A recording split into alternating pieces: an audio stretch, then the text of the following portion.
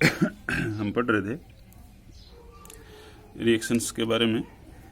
आज हम next reaction पढ़ेंगे, डिकम्पोजिशन रिएक्शंस। डिकम्पोजिशन रिएक्शन, इसको हम एक एक्टिविटी से समझेंगे। Activity 1.5, take about 2 gram ferrous sulphate crystal in a dry boiling tube, note the colour of ferrous sulphate crystal, heat the boiling tube over the flame of burner. क्या करना है हमने decomposition reaction के लिए? Activity 1.5 से देखेंगे हम क्या करेंगे। 2 ग्राम फेरस सल्फेट क्रिस्टल ले लेंगे, एक ड्राई बॉइलिंग ट्यूब के अंदर सूखी बिल्कुल। Note the colour of the ferrous sulphate crystal, जो फेरस सल्फेट क्रिस्टल हमने लिए हैं उसका कलर नोट कर लेंगे हम क्या है। Heat the boiling tube over the flame of burner, जो बॉइलिंग ट्यूब है उसको हम हीट करेंगे बर्नर के ऊपर ले जाके। और क्या कर सकते हैं, स्प्रिट लैम्प, बर्नर भी ले सकते हैं, स्प्रिट लैम्प भी ले सकते हैं। जैसे कि डायग्राम में दिखाया हुआ, ये बर्नर है, ये बॉइलिंग ट्यूब है, इसके अंदर हमने क्रिस्टल ले लिए और ये आदमी की फ़ोटो बना दी हमने। ये हाथ में ले लिया, इसके हमने टंग ले लिया जिससे कि हमने, या ये कह सकते हैं test tube holder. Wafting gas gently towards nose, ये जो इसमें से गैस निकलेगी जब हम गर्म करेंगे तो वो नोज की तरफ ऐसे ऐसे इसके वेपर्स जाएंगे, थोड़ा हम सूंघने की कोशिश करेंगे। Do not point the mouth of boiling tube at your neighbours of और योर सेल्फ, जो माउथ है बॉइलिंग ट्यूब का ना तो अपने मुंह की तरफ करेंगे ना ही पड़ोसी की तरफ करेंगे। ज़्यादा मुंह की तरफ करेंगे तो ये जो गैस है हमारे शरीर के अंदर ज़्यादा चली जाएगी जो कि हानिकारक हो सकती है। ना ही हम पड़ोसी के अंदर करेंगे, नेबर्स ऑफ, नेबर मतलब जो साथ में जो हमारे काम कर रहे हैं लैब के अंदर, केमिस्ट्री लैब के अंदर जो बच्चे काम कर रहे हैं तो उसकी तरफ भी नहीं करेंगे हम इसका मुंह माउथ बॉइलिंग ट्यूब का, और ना ही अपनी तरफ करेंगे। कोशिश करेंगे धीरे धीरे स्मेल आपकी तरफ आए और आप उसको स्मेल करें हाथ के हेल्प से या ऐसे। ये फेरस सल्फेट क्रिस्टल है टेस्ट ट्यूब के अंदर, ये बर्नर हमने ले लिया। या हम स्प्रिट लैम्प भी ले सकते हैं जो कि फिगर में दिखाया हुआ है। This is figure 1.4। Observe the colour of the crystal after heating, जो क्रिस्टल लिए थे हमने बॉइलिंग ट्यूब के अंदर उनका क्रिस्टल का हमने पहले कलर नोट किया था और बाद में भी हम ऑब्जर्व करेंगे आफ्टर हीटिंग, हीट करने के बाद। फिगर 1.4 है। Correct way of heating the boiling tube containing crystal of ferrous sulphate and smelling the order, order मतलब स्मेल। हम करेक्ट वे है, अच्छा सही वे है जो कि डायग्राम में दिया हुआ है। Heating the boiling tube, heat करने का, इसका मुंह दूसरी तरफ करके। Containing crystal of ferrous sulphate, जिसके अंदर क्रिस्टल हैं फेरस सल्फेट के। And smelling of order, order हम इसको स्मेल कर रहे हैं। जैसे स्मेल इधर जा रही है इधर जा रही है, धीरे धीरे हम स्मेल करने की कोशिश करेंगे। एकदम से इसको मुंह को नाक की तरफ नहीं लेके जाएंगे, ठीक है। उसके बाद में have you notice that green colour of ferrous sulphate crystal has change. हमने स्टार्टिंग में जो फेरस सल्फेट क्रिस्टल लिए था उसका जो कलर ग्रीन था, आप देखेंगे कि वो क्या उसके अंदर कोई चेंज आया है। You can also smell the characteristics order of burning sulphur, तुम उसकी स्मेल को भी बता सकते हो कि भाई कैसे आई, ऑर्डर कैसे आया बर्निंग सल्फर, सल्फर जब जलता है तो ये इसकी हम रिएक्शन लिख के दिखा देते हैं आपको। फेरस सल्फेट है 2FeSO4 सॉलिड फॉर्म में हमने लिया था बॉइलिंग ट्यूब के अंदर, उसको हमने हीट किया था। फेरिक ऑक्साइड बना था यहाँ पे Fe2O3 सॉलिड फॉर्म में नीचे, और सल्फर डाइऑक्साइड गैस उसके अंदर से जो निकल रही थी, और उसके अंदर सल्फर ट्राईऑक्साइड गैस भी थी, तो दोनों ही गैस थी उसके अंदर मिक्सर की फॉर्म में। In this reaction you can observe that single reactant break down. इस रिएक्शन में आप देख रहे हैं कि एक सिंगल रिएक्टेंट है, देखो यहाँ पे FeSO4 है, लेकिन प्रोडक्ट के अंदर आप देख रहे हो 1 2 3, एक से ज़्यादा प्रोडक्ट बन गए। एक हम लेके चल रहे थे रिएक्टेंट, लेकिन प्रोडक्ट हमारे कितने बने, 1 2 3, ज़्यादा बन गए एक से।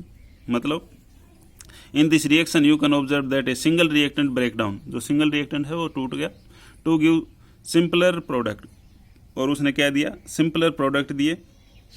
This is A decomposition reaction, उसको हम क्या कहेंगे, डिकम्पोजिशन रिएक्शन कहेंगे। डिकम्पोज होना मतलब टूटना, यहाँ पे जो फेरस सल्फेट था वो टूट गया।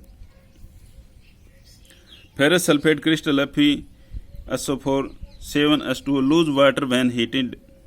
जो फेरस सल्फेट क्रिस्टल होता है उसके अंदर कुछ एक वाटर की अमाउंट भी होती है 7H2O FeSO4 के अंदर। लूज वाटर व्हेन हीटिंग, वो जो वाटर को लूज कर देता है जब हम उसको हीट करते हैं तो, ठीक है। जब भी हम किसी चीज़ को गर्म करते हैं तो उसमें से वाटर उड़ जाता है। तो यहाँ पर जो फेरस सल्फेट क्रिस्टल है उसमें 7 वाटर मॉलिक्यूल्स भी होती हैं। लूज वाटर व्हेन हीटेड, जैसे हम उसको हीट करेंगे उसके अंदर से वाटर लूज हो जाएगा, उसमें से निकल जाएगा या उड़ जाएगा। When heated and colour of crystal change, जिसके कारण उसका क्या हो जाएगा, कलर क्रिस्टल का चेंज हो जाएगा। It then decompose to ferric oxide, और वो डिकम्पोज होकर किस में बदल जाएगा, Fe2O3 फेरिक ऑक्साइड में बदल जाएगा, सल्फर डाइऑक्साइड में बदल जाएगा SO2 के अंदर, एंड सल्फर ट्राइऑक्साइड में बदल जाएगा SO3 के अंदर। Ferric oxide is a solid, ferric oxide जो बना है यहाँ पर this is a solid, while SO2 and SO3 are gas. लेकिन सल्फर डाइऑक्साइड और ट्राइऑक्साइड क्या है, गैसेज हैं। तो ये डिकम्पोजिशन रिएक्शन होगी। एक हम रिएक्टेंट लेके चल रहे थे, एक से ज़्यादा प्रोडक्ट हमारे बन गए। Decomposition of calcium carbonate to calcium oxide and carbon dioxide on heating is an important decomposition reaction. ये बहुत इंपॉर्टेंट डिकम्पोजिशन रिएक्शन है।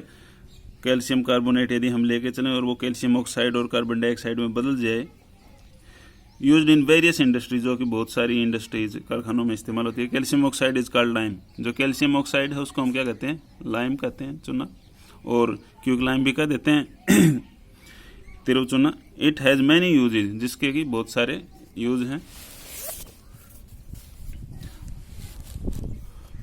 One is in the manufacture of cement, एक इसका यूज सीमेंट बनाने के अंदर भी होता है।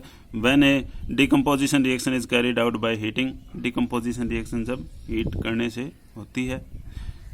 It is also called thermal decomposition, जो हीट करने से कोई डिकम्पोजिशन होता है तो उसको हम क्या बोलेंगे, थर्मल डिकम्पोजिशन।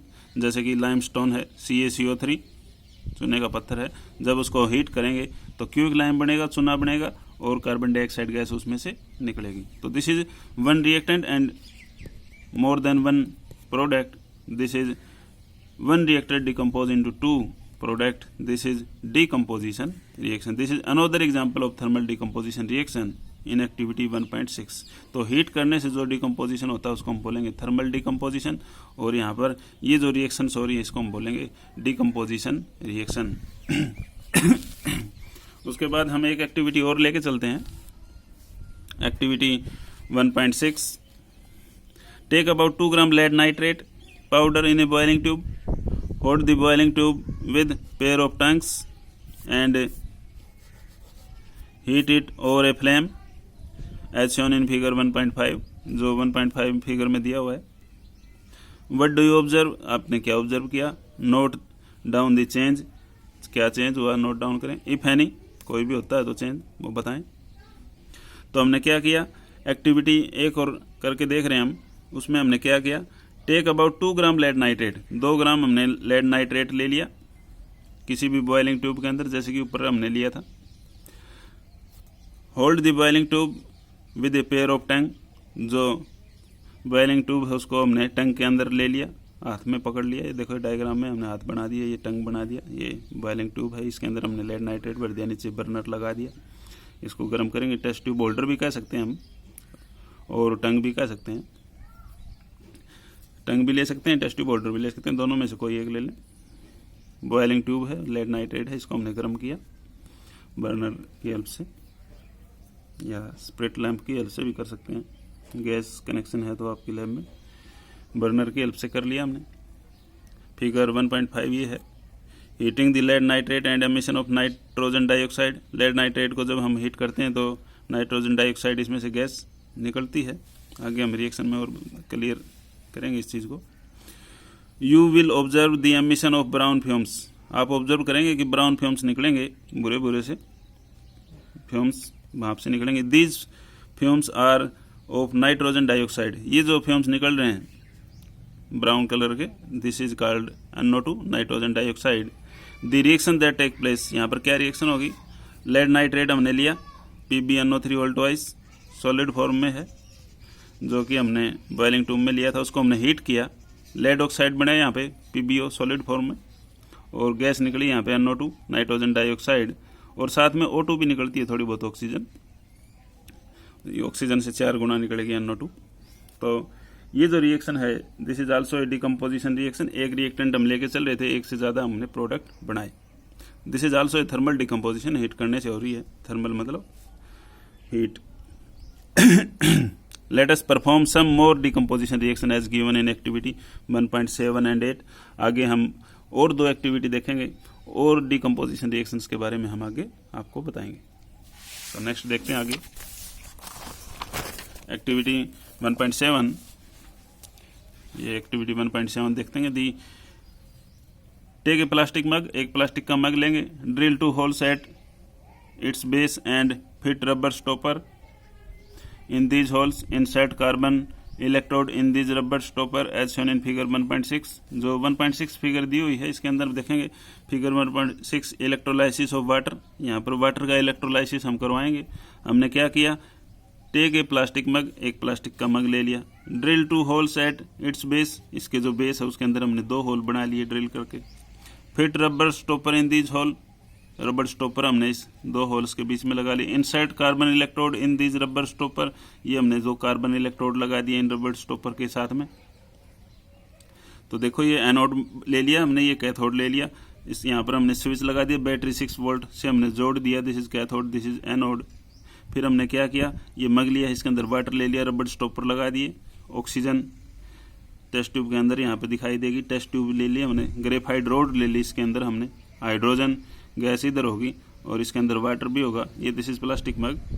तो ये जो रिएक्शंस है यहाँ पर हमने दिखाई, this is electrolysis of water, ये वाटर का इलेक्ट्रोलाइसिस होगा जो एक्टिविटी 1.7 में हम पढ़ेंगे। Connect these electrodes to a 6 volt battery, ये जो हमने बैटरी लगाई है 6 वोल्ट बैटरी है। Fill the mug with water such that electrode are immerse, add a few drops of dilute sulphuric acid to the water. हमने जो मग लिया है, जग लिया है, उसके अंदर क्या करेंगे, थोड़ा पानी ले लेंगे और उसके अंदर 2 इलेक्ट्रोड हमने डिप कर देंगे, and few drops of dilute sulphuric acid to water, water के अंदर हमने कुछ थोड़ा सा डाइल्यूट सल्फ्यूरिक एसिड भी डाल देंगे। Take 2 test tube filled with water and invert them over 2 carbon electrode, जो कार्बन इलेक्ट्रोड लिए हैं इसके ऊपर हमने 2 इन्वर्टेड टेस्ट ट्यूब लगा दी।